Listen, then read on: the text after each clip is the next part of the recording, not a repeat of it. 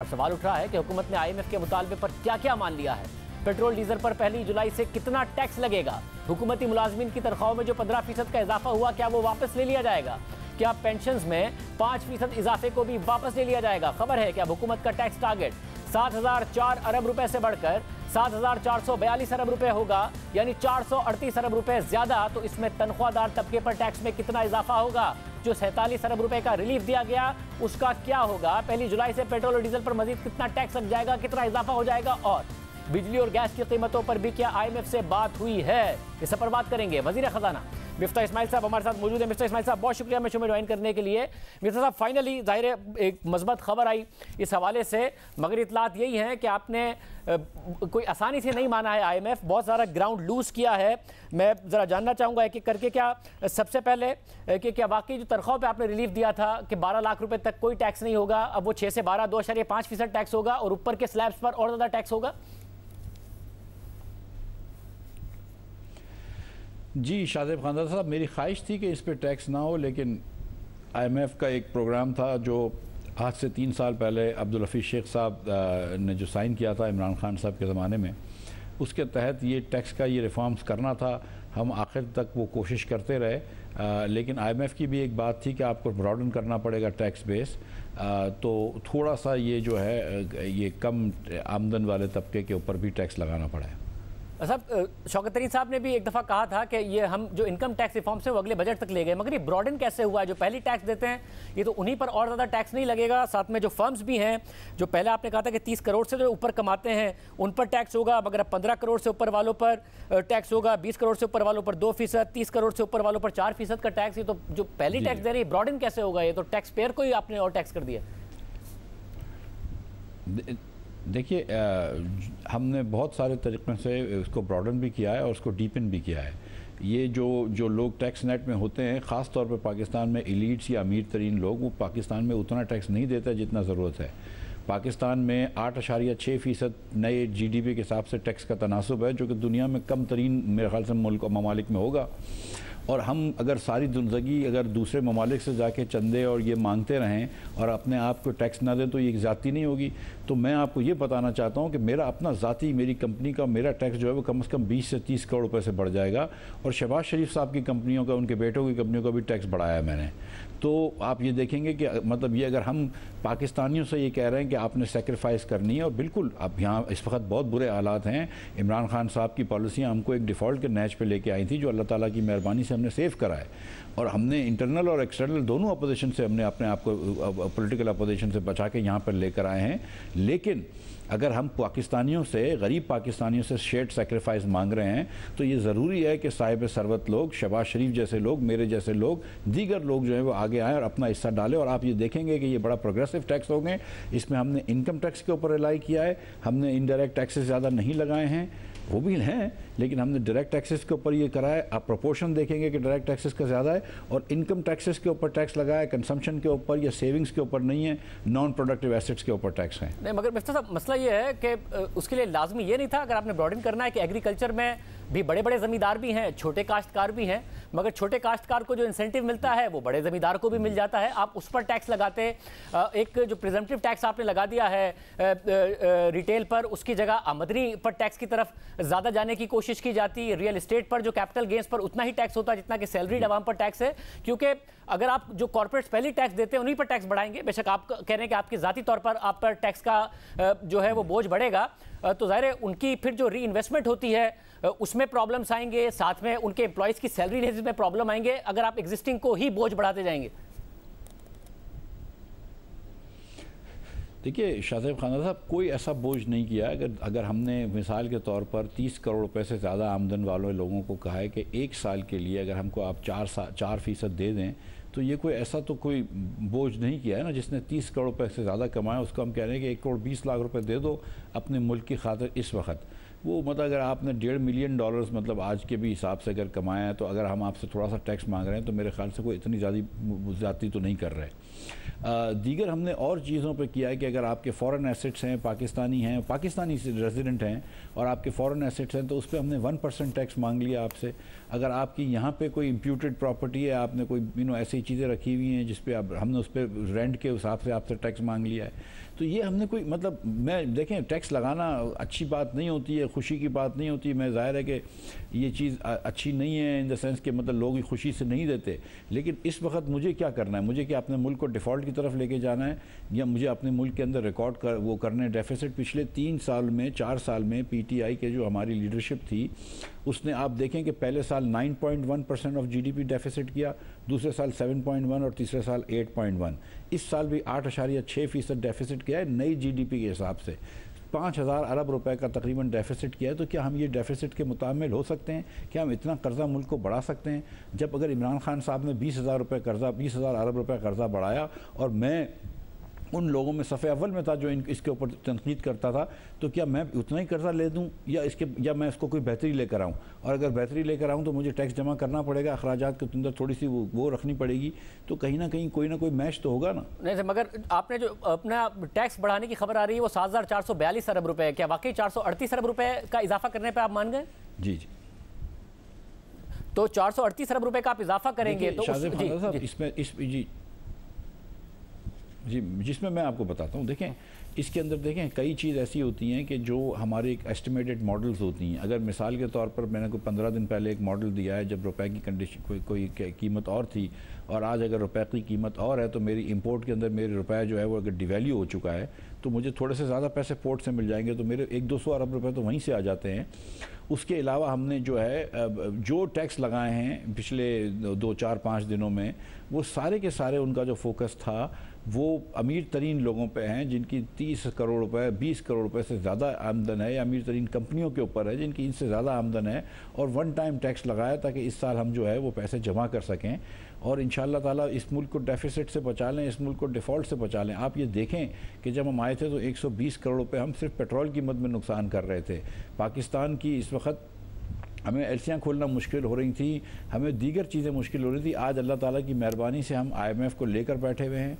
IMF के साथ हम एक बजट के मेजर्स पे हमने एग्रीमेंट किया है। हम 2-4 दिन में इंशाल्लाह MEFP भी मिल जाएगा, हम मैक्रो टारगेट्स पे भी आएंगे। हम उस तरफ जा रहे हैं कि जहाँ पर हम पाकिस्तान को, मेरे तो उम्मीद होती है कि अगर मैं वज़ीर बनूँ तो हम मुल्क को और तरक्की करें, लेकिन मुझे तो यहाँ पे सेफ्टी खेलनी पड़ रही है कि मैं डिफ़ॉल्ट से अपने मुल्क को बचा रहा हूँ। मगर मुझे बताइए मिस्टर साहब, जो आपने यानी कि जो प्राइमरी सरप्लस का टारगेट था आपका 152 अरब रुपए और बजट खसारे का टारगेट है 3,800 अरब रुपए, जो कि 4.9% बनता है, इस पर क्या IMF मान गया है? क्योंकि आप रेवेन्यूज को तो सिर्फ 400 अरब रुपए से बढ़ा रहे हैं, मगर फिर अपने एक्सपेंसेस को कहां कम कर रहे हैं? क्या IMF इस पर भी मान गया कि 800 अरब रुपए का प्रोविंशियल सरप्लस होगा? हालांकि सिर्फ पंजाब ने कोई 125 अरब रुपए का सरप्लस रखा है, सिंध ने तो डेफिसिट रखा है और खैबर पख्तूनख्वा ने कोई कुछ नहीं रखा है। जी जी जी, मेरे ख्याल से गालिबन 750 अरब रुपए का सरप्लस हुआ है।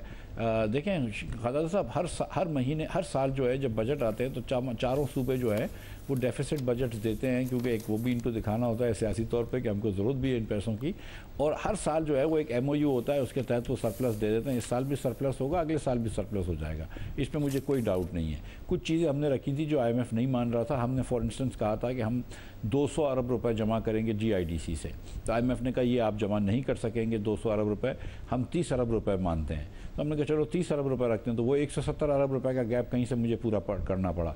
इसी तरह 50 अरब रुपए मेरे कम हुए प्रोविंशियल सरप्लस में, तो ये गैप मुझे कहीं से पूरा करना पड़ा।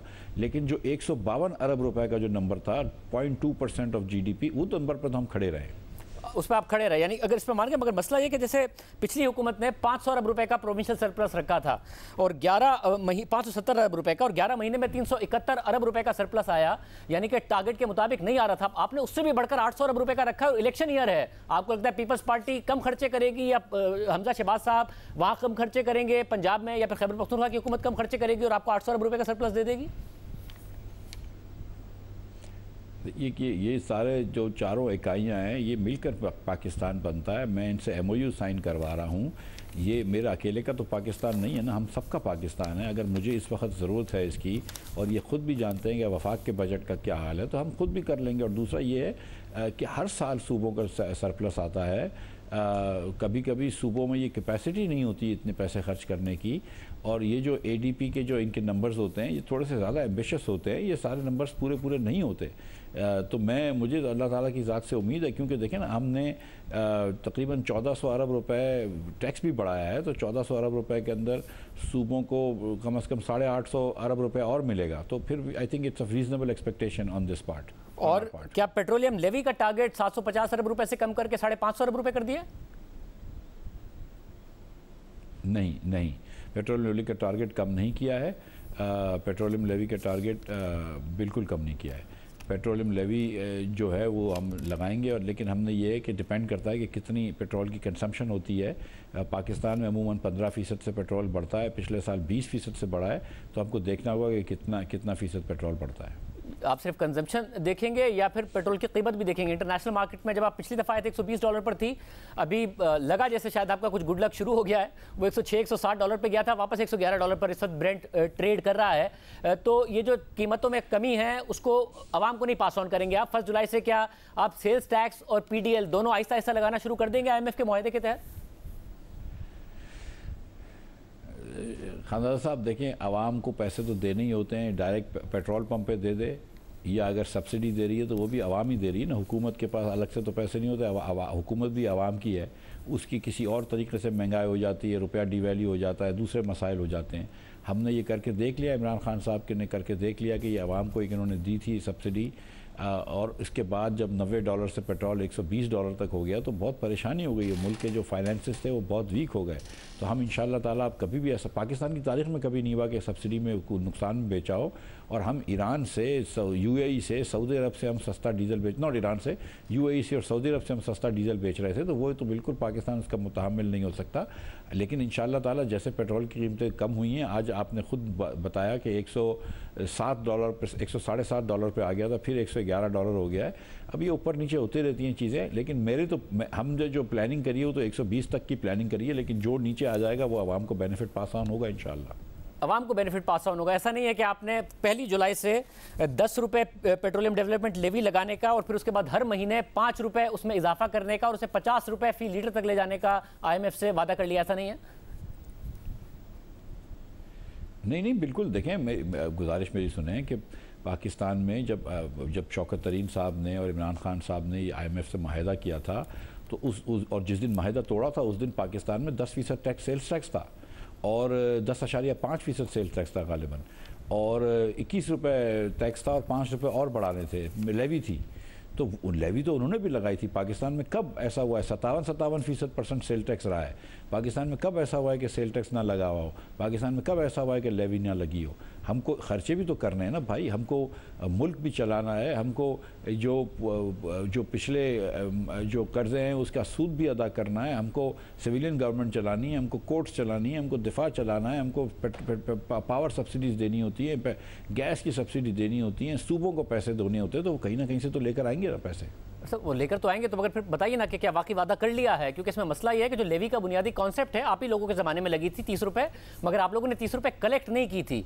आज तक जो पाकिस्तान की तारीख में पेट्रोलियम पर सेल्स टैक्स और पेट्रोलियम डेवलपमेंट लेवी की मद में सबसे ज़्यादा रुपए कलेक्ट हुए हैं, 750 अरब रुपये, वो तहरीक इंसाफ के दौर में कलेक्ट हुए 2020-21 में, मगर उस वक्त पेट्रोल की कीमतें कम थी। और लेवी का तो कॉन्सेप्ट ही है कि कीमतें कम होगी तो लेवी कलेक्ट कर लेंगे, ज़्यादा होंगी तो हुकूमत हिट ले लेगी। मगर इतनी ऊपर अगर कीमतें रहीं तो आप 1 जुलाई से IMF से वादा करके आ गए हैं कि लेवी में इजाफा करना शुरू कर देंगे, ये पूछ रहा हूँ। देखिए, गुजारिश ये है कि ये जो 10 रुपए की लेवी होती थी और वो लगती थी, लेकिन जब मैं पिछली मरतबा वज़ीर ख़जाना था तो मैंने हुकूमत को ये इजाज़त दिलवा दी थी बजट बिल के तहत कि हुकूमत चाहे तो वो 30 रुपये लगा सकती है। हमने कभी लगाई नहीं थी, और ये बात आपकी दुरुस्त है कि वो लेवी इसलिए भी की इजाज़त दी थी कि अगर पेट्रोल की कीमत कम हो जाती है कभी इंटरनेशनल मार्केट में, तो हुकूमत जो है वो लेवी थोड़ी सी लगाकर रेवेन्यू जमा करके कुछ रिज़र्व बिल्ड कर सकती है, ताकि जब ज़्यादा हो जाए तो वो लेवी कम कर दी जाए तो आवाम को उसका ज़्यादा फ़र्क ना हो। अब जाहिर है कि हमारे पास तो यहाँ पे कोई वो नहीं रखा हुआ रिज़र्व्स, और हमने जो है वो PDL के PDC के पेट्रोल प्राइस डिफरेंशियल सब्सिडीज़ जो हैं उसके मद में कोई 250 अरब रुपए खर्च कर चुके हैं। हम जो बिजली की सब्सिडी खान साहब ने दी थी उस पर 81 अरब रुपए खर्च कर चुके हैं। हमने मैंने पहले भी गुजारिश करी है दीगर जगहों पे कि 1100 अरब रुपए तो हमने सिर्फ पावर सेक्टर को दिए हैं, इस वक्त जो ईंधन जितना महंगा हो गया, कोयला इतना महंगा हो गया कि 30 रुपये से ज़्यादा 35 रुपये पर किलोवाट आवर तो वेरिएबल कॉस्ट आ रही है। फर्नेस ऑयल हमको चलाना पड़ रहा है जिसकी 35 रुपये से लेकर 57 रुपये तक पर वेरिएबल कॉस्ट आ रही है। तो हुकूमत को कहीं ना कहीं अपने रिजर्व्स चाहिए, और पेट्रोल जो है वो दुनिया भर के अंदर एक ऐसी चीज़ होती है जिस पे हुकूमत टैक्सें लगाकर पैसे कमाती हैं, जिसकी वजह से वो रोड बनाती हैं, ब्रिजेस बनाती हैं। पाकिस्तान में अल्लाह की मेहरबानी से नवाज शरीफ ने जो मोटरवे का जाल बनाया है, तो हम उसको भी ख़र्चा पूरा करने के लिए कहीं ना कहीं से हमें पैसे तो चाहिए। इसलिए कोई खुशी से टैक्स नहीं लगाता, लेकिन बसूरत मजबूरी हमको टैक्स तो लगाना पड़ता है। वैसा मगर तो फिर लगेगा ना, ये बता दें कि 100% लगेगा को जो भी प्राइसेस होंगी लगेगा। आप कमिट क्या कर रहे हैं IMF से, ये तो बता दें भाई। मैं और मतलब मैं और क्या मतलब मैं बता ही रहा हूँ ना। जब और ये 50 रुपए तक जाएगा या 30 रुपए का ही रहेगा? 30 रुपए तक मैक्सिमम जाएगा? भाई मुझे सचमुच में खानदादा साहब मुझे सचमुच नहीं पता है कि कहाँ तक जाएगा। ये ऑल्सो डिपेंड्स ऑन के ऑयल की प्राइस क्या होती है, हमारे डॉलर की प्राइस क्या होती है, जनरल लेवल ऑफ इन्फ्लेशन क्या है, हमारे यहाँ रेवेन्यू की किस तरह वो आ रही है। अगर रेवेन्यू अच्छा आ रहा होगा दीगर सोर्सेज से तो हमारी ज़रूरत कम हो जाएगी, रेवेन्यू स्लो आ रहा होगा तो ज़रूरत बढ़ जाएगी। तो ये बहुत सारी अवामिल हैं, उसको देखने के बाद ये डिसाइड होगा। ये हर महीने डिसाइड होगा, ऐसा नहीं है कि आज जो आपने कहा कि अगर जो दूसरी जगह है नवंबर में या फरवरी में क्या टैक्स होगा। आपने कहा कि अगर दूसरी जगहों से रेवेन्यू ठीक आ रहा होगा, अब ऐसा लग रहा है कि आपकी जो FBR है, क्योंकि शहबाज राना की स्टोरी थी कि 186 पर आपने बजट बनाया था, 186 रुपये डॉलर के मुकाबले में। अब और FBR ये एक्सपेक्ट कर रहा है कि 17% इस माली साल में रुपया गिर जाएगा डॉलर के मुकाबले में, और जिसकी वजह से उनके रेवेन्यूज़ में इजाफा हो जाएगा। अब अगर 211 रुपये की वैल्यू लगाएं 186 के मुकाबले में, तो 13-13.5% तो वैसे रुपया गिर चुका। तो आपके अपने टारगेट में रुपया क्या 217-218 का हो जाना है इस माली साल के आखिर तक, या फिर अनकरीब, जिसकी वजह से FBR का टैक्स कलेक्शन का टारगेट पूरा हो जाना है? नहीं, देखिए हम जब दोहा में थे तो हमने हिसाब कुछ किया था। अब जब एक्चुअली इन फिज़िकल टर्म्स अगर रुपया जो है वो 211 रुपये शायद कुछ 70 पैसे का है, तो मैं कितने रुपए का लगाऊँ? मैं 186 रुपये का लगाऊंगा क्या? मतलब तो मैं 211 रुपये अगर लगाऊंगा, मैं चले ये उम्मीद भी करता हूँ कि 190 तक का रुपये आ जाता है, मैं उम्मीद भी करता हूँ अगर आ जाता है, तो इस वक्त मैं किस तरह कम लगा सकता हूँ? तो अगर हमने, और ख़ास तौर पे अगर हमको प्रोजेक्शन करनी है, तो हम अपने आप को, अगर हम कम प्रोजेक्शन करेंगे तो फिर हमको कहेंगे कि और टैक्स लगाओ कहीं पे। तो हमने जो प्रोजेक्शन करी है वो तो एक रियलिस्टिक आज के रेट पे प्रोजेक्शन करी है। हमने ज़ीरो असम्पशन करी है कि ज़ीरो अप्रिसिएशन है, हमने आज के रेट पे प्रोजेक्शन करी है। लेकिन वो फिर देखने की बात है।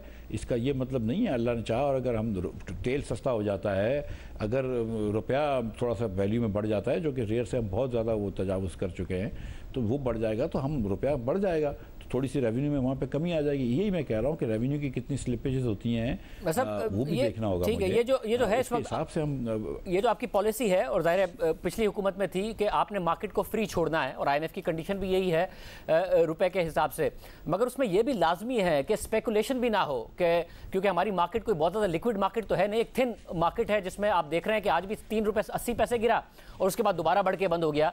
मगर उस स्पेकुलेशन को रोकने के लिए स्टेट बैंक के पास पैसे नहीं हैं, तो क्या होगा? आपके पास तो डॉलर्स है नहीं, अभी आप कह रहे हैं 2.3 अरब डॉलर आएंगे चीन से, ये स्पेकुलेशन तो कम से कम रुके, रियल इफेक्टिव एक्सचेंज रेट के करीब तो रुपया ट्रेड हो। देखिए शादिब साहब, जो चीन ने 2 चीज़ें आज की हैं, मैं एक का तो ट्वीट करा जिसके ऊपर आपने निशानदेही भी कही कि 2.3 बिलियन डॉलर्स जो हैं वो चीन जो है वो दे देगा। आज गुज़श्ता कल हमने साइन कर दिए थे, आज चीन के बैंकों के कंसोर्शियम ने साइन कर दिए। हम समझते हैं कि 2-1 दिन के अंदर पैसे ही आ जाएंगे, तो 2.3 बिलियन तो ये बढ़ जाएगा। सेकेंडली 2 सेफ डिपॉजिट्स के 500 मिलियन डॉलर्स के जून के 23, 25 और 27 के को चीन के ड्यू थे, वो चीन ने बड़ी हमारे ऊपर मैं शुक्रगुजार हूँ उनका कि उन्होंने ये मेहरबानी फरमाई है और वो उन्होंने फ़ैसला किया है कि वो भी री-रोल करेंगे, और जो जुलाई में $1 बिलियन ड्यू है वो भी री-रोल करेंगे। तो नॉट ओनली कि चीन ने ये 2.4 बिलियन डॉलर्स का हमको लोन एक्सटेंड कर दिया है, री-रोल कर दिया, लेकिन ये जो $2 बिलियन ड्यू थे जून और जुलाई में, वो भी री रोल हो गए। इसका ये मतलब है कि जो $21 बिलियन हमको देने हैं उसके अंदर से कम 1 जो जुलाई का है वो तो री रोल हो गया है, और इसी तरह हम एक्सपेक्ट कर रहे हैं कि सऊदी अरब और UAE के भी री रोल हो जाएंगे।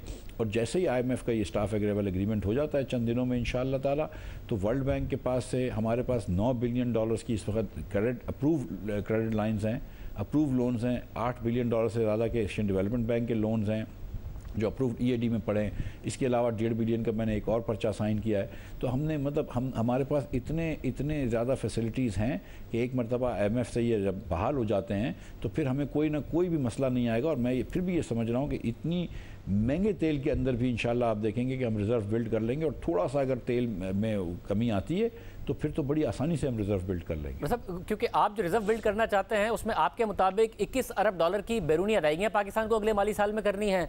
10 से 12 अरब डॉलर का पाकिस्तान का करंट अकाउंट का खसारा होना है, यानी कि 32-33 अरब डॉलर ये हो गए। मगर साथ में आप चाहते हैं कि कम से कम हमारे पास $15 अरब से ऊपर के रिजर्व्स हों, $6 अरब ये हो गए। तो आप एक्सपेक्ट कर रहे हैं कि पाकिस्तान को 36-37 अरब डॉलर की फंडिंग मिल जाएगी IMF का प्रोग्राम बहाल हो गया तो?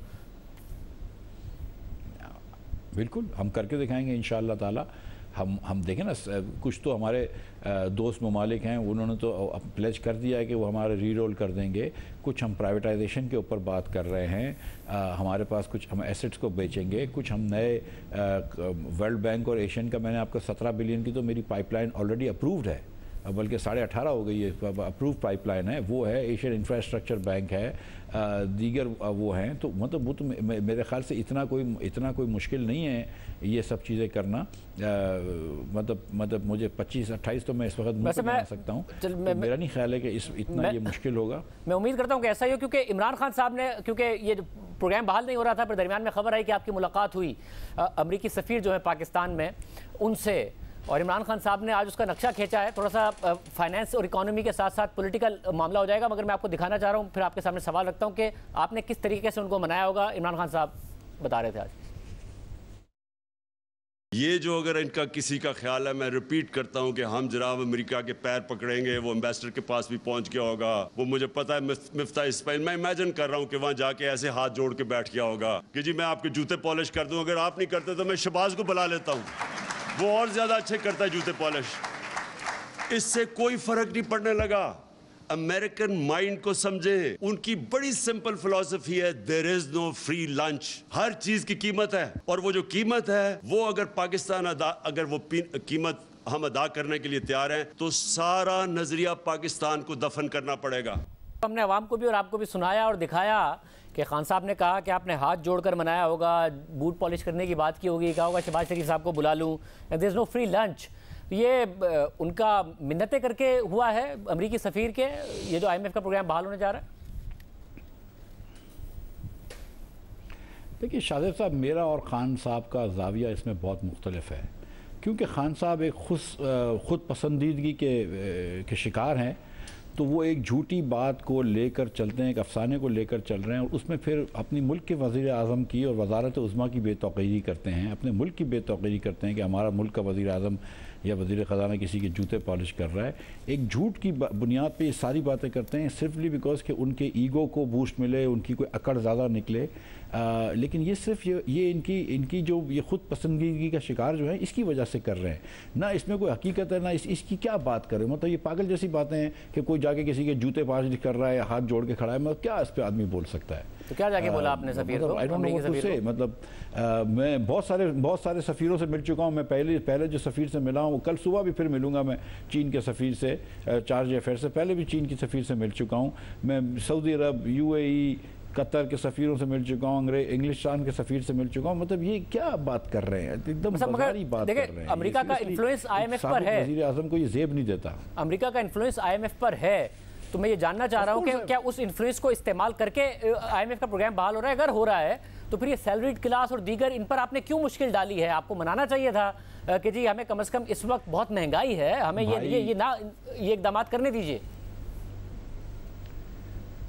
कल रात को 12:30 बजे जब ये बात हुई है तो वज़ीर आज़म पाकिस्तान का मुझे फ़ोन आया और मतलब दीगर मुस्लिम लीग के लोगों से मैंने मतलब लीडरान से बात करी, बिलावल भुट्टो साहब को मैंने मैसेज किया। मतलब हम यहाँ पूरी रातें लगाकर इधर काम कर रहे थे, हमारी मतलब परेशानियाँ थी।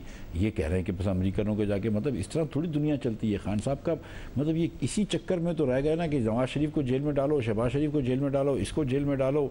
मतलब इसी चक्कर में तो पाकिस्तान को 4 साल में इस नैच पे लेकर आए कि आप कह रहे थे कि हम कर्जा कम करने आए, जितना कर्जा तमाम लीडरान ने 71 साल में लिया, आपने उसका 80% ले लिया। आपने 4 मुल्क के ज़्यादातर डेफिसिट दे दिए। आपने मुल्क को तीसरे नंबर पर दुनिया के महंगाई तेज़ तरीन महंगाई वाला मुल्क बना दिया। खान साहब ने तो गवर्नेंस की नहीं है। अजीब सी ये बातें करते हैं, इनके जहन के अंदर पता नहीं क्या ये भरा हुआ है खुमार के, मतलब ये कि इस तरह कोई पॉलिशें करता है। मतलब सीरियसली इस किस्म की बातें, अखलाक से गरीबी बातें करना जो कि झूठी बातें हैं, कोई जेब थोड़ी देता है किसी इतने उम्र रसीदा आदमी को। मतलब आप उनको ज़ाहिर इनकॉम्पिटेंस का इल्ज़ाम देते थे, नाअहली का इल्ज़ाम देते थे, बट मिस्टर इस्माइल साहब, आपकी गवर्नमेंट आने के बाद एक जॉब थी जो आपको वाज़े तौर पर पता थी, और वो था कि IMF का प्रोग्राम फौरी तौर पर बहाल कराना है। पहले आप लोग प्राइसेस नहीं पास ऑन कर सके, आप IMF से वादा करके आ गए, यहाँ पर नहीं किया। उसके बाद आपने बजट वो दे दिया जिससे IMF का इत्तेफाक नहीं था, और फिर बाद में आप IMF को मनाते रहे और पूरी मार्केट में गैर यकीनी की सूरत हाल रही, रुपया गिरता रहा, स्टॉक मार्केट गिरती रही। आपको कम से कम बजट उनके कंसेंसस में देना चाहिए था, क्योंकि आपको पता था एक ही काम करना है इस वक्त पाकिस्तान की मीशत को सहारा देने के लिए, और वो है कि IMF का प्रोग्राम बहाल कराना है। बिल्कुल आपकी बात दुरुस्त है, और IMF का प्रोग्राम बहाल कराने के लिए पहले हफ्ते ही मैं चला गया था। और ये बात अब सबको पता है कि मिफ्ता इस्माइल ने कितनी मरतबा ये कहा है कि ये जो चीज़ें करनी थी वो करनी। और मैं अब भी ये समझता हूँ कि शहबाज शरीफ साहब को इस मुल्क की आवाम का शुक्रगुजार होना होगा कि उन्होंने इस मुल्क को डिफ़ॉल्ट से बचाया है, और पूरी हुकूमत ने इस मुल्क को डिफ़ॉल्ट से बचाया। और हम लोगों ने बड़े कड़े फ़ैसले लिए हैं, हमारे पार्टी लीडरशिप ने, नवाज शरीफ साहब ने सारे बड़े कड़े फ़ैसले लिए। दीगर पार्टियों के अंदर पीपल्स पार्टी JUI ने बड़े कड़े फ़ैसले लिए। 120 रुपया हमने अगर डीज़ल में बढ़ाया तो ये करना आसान नहीं है। और जहाँ तक बजट की बात है तो आप ज़रूर कह सकते हैं कि ये मेरी गलती थी, लेकिन मैं अब भी आपको ये बताऊं कि 152 अरब रुपया जो मैंने सरप्लस दिया है वही सरप्लस दिया है। जो फ़र्क आया है वो ये है कि IMF कह रहा था कि हम नहीं मानेंगे GIDC को, IMF सरप्लसेस को नहीं मान रहा था, थोड़ी सी और दीगर चीज़ें थी, पेंशन्स की बातें नहीं मान रहा था कि कितनी बढ़ेंगी, उस पर थोड़े से नंबर्स का फ़र्क था, जिसकी वजह से कुछ वक्त लगा। और ख़ास तौर पर जो वक्त लगा, सच्ची बात मैं आपको बता रहा हूँ, वो इस साल की स्लिपेजेस बहुत थी। जब लास्ट टाइम जब इनका छठा रिव्यू हुआ था तो इन्होंने इनको कन्विंस किया था कि हम 25 अरब रुपए पे सिर्फ 25 अरब रुपए का डेफिसिट करेंगे। इस बार IMF ने एक नंबर को 3 मरतबा चेक किया। ये इसलिए हमको बजट पहले लेके आना पड़ा कि उसके बाद ये नंबर्स चेक करें। इसीलिए इन्होंने कहा था कि हम बजट के बाद ये करेंगे, और इसीलिए इन्होंने कहा था कि हम जो है बोर्ड मीटिंग 1 महीने बाद करेंगे जब आप बजट पास करेंगे। और ये बात तो अप्रैल मई के अंदर हो गई थी। वैसे मगर ये बोर्ड मीटिंग तक और ये स्टाफ लेवल एग्रीमेंट होने तक बहुत सारे मॉनेटरी टारगेट्स होंगे ना जो आपने एग्री किए होंगे, वो क्या हैं? भाई देखें, अभी तो मॉनेटरी टारगेट्स पे अगले 1-2 दिन में बात हो जाएगी। जब तक ये बात सामने नहीं आएगी तो मैं इसके बारे में बात नहीं करूंगा। लेकिन मैं ये बताता चलूं कि ये जो कोई ख़बर मार्केट में आई है कि 1% इंटरेस्ट बढ़ाना, ये बिल्कुल ख़बर गलत है। ऐसी कोई बात नहीं हुई है, मैं आपको ये यकीन से कह सकता हूँ। और इसमें कोई मैं आपको सच बता रहा हूँ कि इस वक्त जो हमारा इंपोर्ट है जून का, वो पहले 20 दिनों के अंदर ईयर ऑन ईयर 13% कम है नॉन एनर्जी इंपोर्ट। तो और कुछ दिनों पहले 15% कम था। लेकिन तो हमने इंपोर्ट जो है वो स्लो करने की पूरी कोशिश की है। कुछ फॉर्मल इनफॉर्मल बैन्स लगा के हमने इंपोर्ट स्लो कर लिया है। मार्केट में तो मजीद इंटरेस्ट रेट बढ़ाने से मैं और मतलब वो करना तो स्टेट बैंक ने, मगर इसलिए मार्केट में है कि 14.25% का इस वक्त डिस्काउंट रेट है, मगर 15.25% से ऊपर काइबोर है, कि मार्केट ने फैक्टर इन पहले ही कर लिया इस बात को कि 1% शरह सूद बढ़ेगी। और दूसरा इस वक्त जो टेंशन है वो ये है मिफ्ता इस्माइल साहब के इन्फ्लेशन के बारे में खबरें कि जी 18-20% तक चली जाएगी। पाकिस्तान की तारीख में, और टॉप लाइन सिक्योरिटीज की बड़ी दिलचस्प रिसर्च थी कि पिछले 20 साल में इंटरेस्ट रेट पॉजिटिव ही रहा है, सिवाय 2008-9 के जब इन्फ्लेशन 21% पे गई और इंटरेस्ट रेट मनफी 6% था। तो आपने IMF के साथ इस बात पर इत्तेफाक किया है कि अगर 15, 16, 17, 18% पे भी इन्फ्लेशन जाएगी तो हम शरह सूद नीचे रखेंगे? देखिए, जैसे मैंने गुजारिश करी कि जब तक के मॉनेटरी टारगेट सेट नहीं होते तो इस पर कोई बात करना जो है वो मुनासिब नहीं होगी। दूसरी बात यह है कि मैं आप जानते हैं कि ख़ुद भी एक इकोनॉमिस्ट हूँ, थोड़ा अर्से तक मैंने भी IMF में काम किया, तो ये चीज़ें, और मुर्तज़ा साहब हमारे जो गवर्नर स्टेट बैंक हैं वो भी एक इकोनॉमिस्ट हैं, तो हम लोग को भी ये थोड़ी बहुत चीज़ें समझ में आती हैं कि किस तरह इंटरेस्ट रेट्स मेंटेन करने चाहिए, और वो तो खैर उनका काम है कि किस तरह इंटरेस्ट रेट्स की पोजीशंस होनी चाहिए। जो मैं आपसे गुजारिश कर रहा था कि क्योंकि ऑलरेडी हमारा इंपोर्ट कम हो गया तो इंटरेस्ट रेट बढ़ाने से मुझे मज़ीद कोई इतना फ़ायदा नहीं होगा नॉन एनर्जी इंपोर्ट कम करने से, क्योंकि मैं ऑलरेडी 15% तो कम कर चुका हूँ। मैं मज़ीद अगर इंटरेस्ट रेट बढ़ाऊँगा तो मईशत स्टॉल ही हो जाएगी। तो इस वक्त मेरा नहीं ख्याल है कि बहुत ज़्यादा इधर कोई रूम है हमको इंपोर्ट, नॉन एनर्जी इंपोर्ट रोकने का। एनर्जी इंपोर्ट रोकने के लिए एनर्जी जो है एक तो बहुत इनइलास्टिक होती है, लेकिन जब हमने ये प्राइस इंक्रीज़ की है और जब हमने पास ऑन करी है तो आप अभी तक तो नहीं देखा है, लेकिन आप देखेंगे कि आहिस्ते आहिस्ते जो है वो थोड़ी सी लोगों का बिहेवियर चेंज होगा, एनर्जी इंपोर्ट्स कम होंगी, और इंशाल्लाह अगर थोड़ी सी प्राइस कम हो जाती है इंटरनेशनल मार्केट में तो उसमें बेहतरी आ जाएगी। There are issues with the current account deficit. बिल्कुल ये $14 बिलियन हो गए थे 10 महीनों में, 2 महीने में शायद 3 और हो जाएं तो 17 बिलियन हो जाएगा, जो बहुत ज़्यादा हाई है। अगले साल मेरा टारगेट होगा कि 10 से 12 बिलियन का करें करंट अकाउंट डेफिसिट, लेकिन इतना फिर भी अगले साल होगा, और ताकि इतना इसलिए भी करना ज़रूरी है ताकि मैं मईशत को रिसेशन में नहीं डालना चाहता हूँ। बहुत शुक्रिया। वज़ीर ख़ज़ाना मिफ्ताह इस्माइल साहब हमारे साथ मौजूद थे। देखते हैं कि आगे जाके क्या क्या ऐसे इक़दाम होते हैं।